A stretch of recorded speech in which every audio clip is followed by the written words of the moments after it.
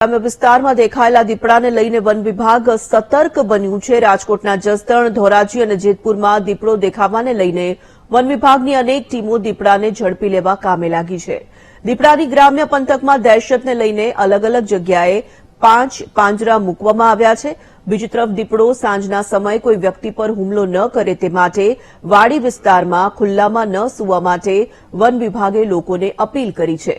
One વિભાગ રાજકોટના ગ્રામ્ય પંથકમાં દીપડાની હિલચાલ પર નજર રાખી રહ્યું છે। રાજકોટના યુનિવર્સિટી વિસ્તારમાં મુંજકા ગામ પાસેના વિસ્તારમાં દીપડો જોવા મળેલના સમાચાર મળ્યા હતા। ત્યારબાદ વન વિભાગની અલગ અલગ ટીમો બનાવીને સર્ચ ઓપરેશન કરવામાં આવ્યું હતું।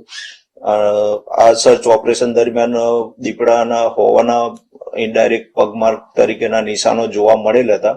ત્યારબાદ રોજની વન વિભાગની ટીમ દ્વારા જે અલગ અલગ જગ્યાએ સર્ચ ઓપરેશન કરી અને જ્યાં પણ દીપડો હોવાના સમાચાર મળે છે તો તે સ્થળ ઉપર જઈને તપાસ કરવામાં આવે છે।